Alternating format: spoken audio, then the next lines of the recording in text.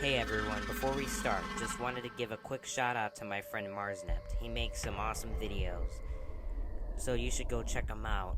He went to Indiana Beach for one of his videos, but he made part 1, part 2, part 3, and more. So go check him out, go show him some love. And today we're going to dive into a story he created, so stay tuned for that, which is the next story, Story 1. Make sure to check out his channel and show him some love.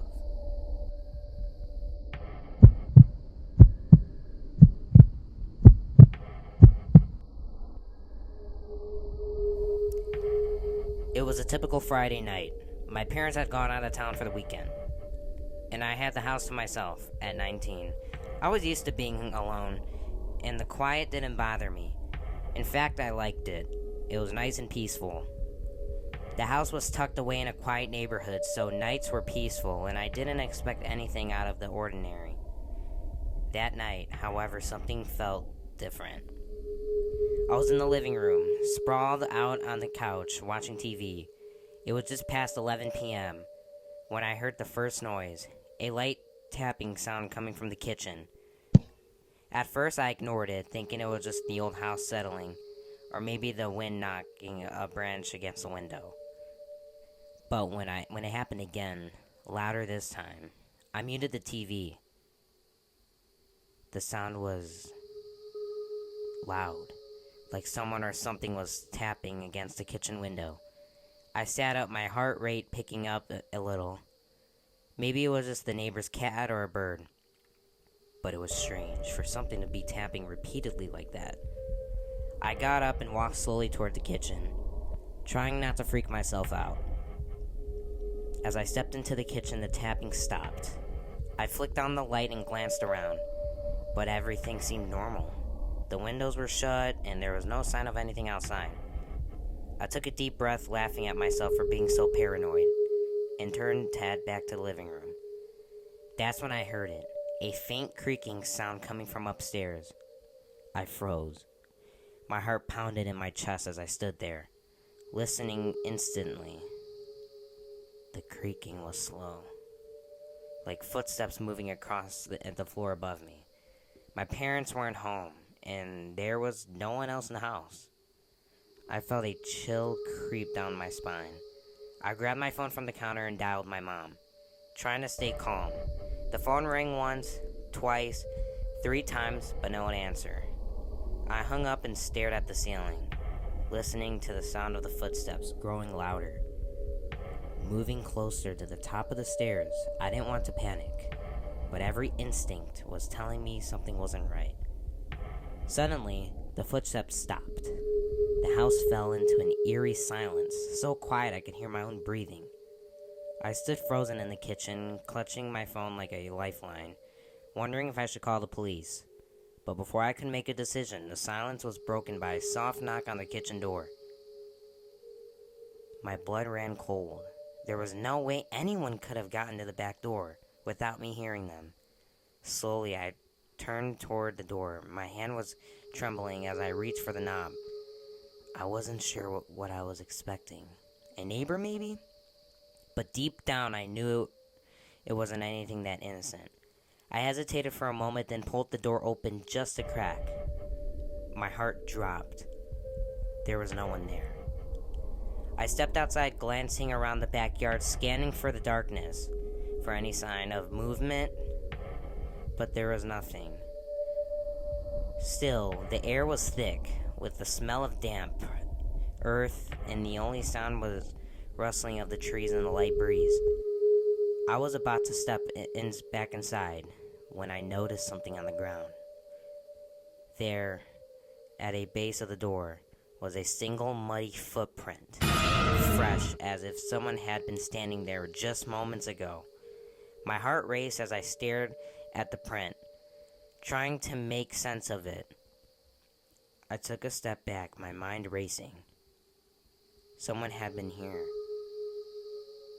Someone was watching me. I slammed the door shut and locked it, my hands shaking as I fumbled with the latch. I grabbed a kitchen knife from the drawer, gripping it tightly as I backed away from the door. my eyes scanning the windows for any sign of movement. The house was deathly quiet again, but the tension in the air was palpable. Just as I was about to make a run for my car, the footsteps started again. This time they were louder, faster. Someone was down the stairs. I stood frozen in place, my eyes glued to the staircase as the footsteps approached, but no one appeared. The sound stopped at the bottom of the stairs, just out of sight, but I could feel their presence, watching me from the shadows. I backed up against the wall, clutching the knife in one hand, my phone in the other. My mind was racing. Should I call the police? Try to run? But before I could make a decision, the lights in the house flickered and went out, plugging everything into darkness. For a moment, I stood there in the dark, paralyzed by fear. I could hear my own heartbeat pounding in my ears, drowning out everyone else. Then, from the darkness, I heard it, a slow, rasping breathe, like someone standing just inches away. I held my breath, praying. I was imagining things. But the breathing grew louder, closer. I couldn't see anything in the pitch black house, but I knew whoever or whatever was there with me, I could feel them. Then from the shadows, a voice whispered, "You're not alone." I dropped a knife and bolted for the front door, not caring about anything but getting out. I fumbled with the lock, threw the door open, and ran outside, into the cold night air. I didn't stop until I reached my car, locking myself inside and calling the police. By the time they arrived, the house was empty. No sign of forced entry, no intruder, nothing out of place except for the single muddy footprint at the back door. I never spent another night alone in that house, and to this day, I don't know who or what was in there with me. But I do know one thing: whatever it wasn't human.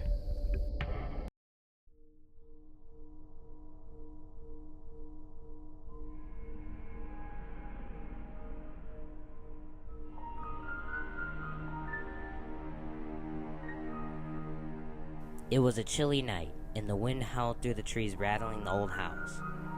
My parents had left for the weekend to visit my aunt, so I was home alone for the first time in a while. I was 18, and being home alone wasn't usually a problem. I ordered pizza, curled up on the couch, and settled for a movie marathon.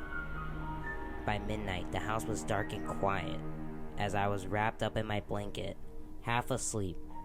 The sound of wind against the windows had almost lulled me to sleep, when I heard something else, something faint but distinct, a knock. At first I thought I was imagining it, but then it came again, louder this time. I hesitated, not expecting anyone, especially this late. Casually I walked toward the front door, peeking through the peephole. What I saw made my heart skip a beat. A man stood on the front porch, his clothes filthy and ragged, his face dirty, his hair was matted, and it looked like he hadn't bathed in weeks. He was old, maybe in his 60s, and his hands were shaking as he knocked again. More scariness this time. I didn't open the door. Something about the way he looked, the expression in his eyes, sent a shiver down my spine. I backed away, trying to think of what to do. But he was lost. Maybe he needed help. But I knew better than to let a stranger in at 2 a.m. He knocked again, harder this time. His voice muffled and called out, "Please help. Open the door. I need to get inside. I need some help." My heart was racing. I grabbed my phone and dialed 911, whispering to the operator about the man on the porch. They told me to stay inside and that officers would be dispatched, but it would be about 15 minutes before they arrived. I hung up the phone. I heard something that made my blood run cold. The door handle jiggled. The man was trying to open the door.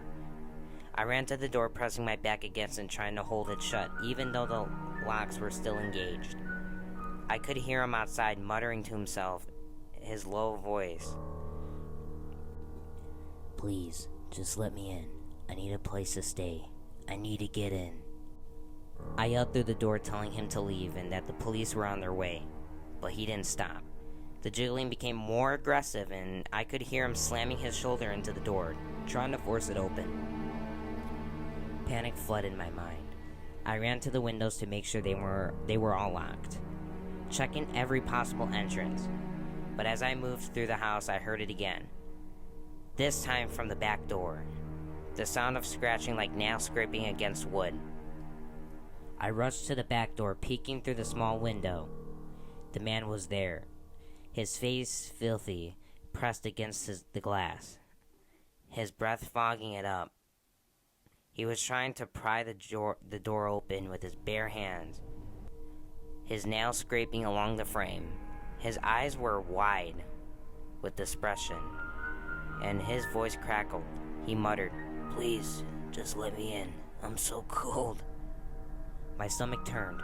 This wasn't just some lost man. Something about the way he moved, the way he kept trying to break in was too frantic, too desperate. I ran back to the front door, grabbed the kitchen knife, and held it tight, praying the police would get here soon. But the knocking came again, this time from the front. He was back, moving between the doors, trying to find a way inside. "Let me in. I need to come in." The sound of him pounding on the door grew louder, more violent. I could hear his fist slamming against the wood, and the door began to creak under the force.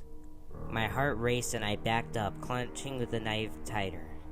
Suddenly the house went silent. No more knocking, no more muttering. I stood frozen, my breath caught in my throat, listening for any sign of movement. Minutes passed and I started to think maybe he had left. Maybe the police had scared him off. But just as I let my guard down, I heard it. I turned toward the living room window and I nearly screamed. The man was standing right outside, his face pressed against the glass, staring at me with wide, bloodshot eyes. His lips were moving, but no sound came out. His hands lifted slowly and tapped the window again, harder this time. I backed away, my heart pounding in my ears. He kept tapping, each knock growing more aggressive, more urgent. His eyes never left mine, and his mouth moved faster, like he was begging to be let in. Just when I thought the window might shatter, flashing lights filled the yard. The police had finally arrived. The old man backed away from the window. His expression changed from desperation to fury. He turned and ran into the woods behind the house, disappearing into the darkness before the officers could catch him. The police searched the area but found nothing. They told me he was probably just a homeless man, someone looking for shelter. But I knew. The way he had tried to break in, the way he had watched me through the window, it wasn't just about shelter. It was about something more, something darker.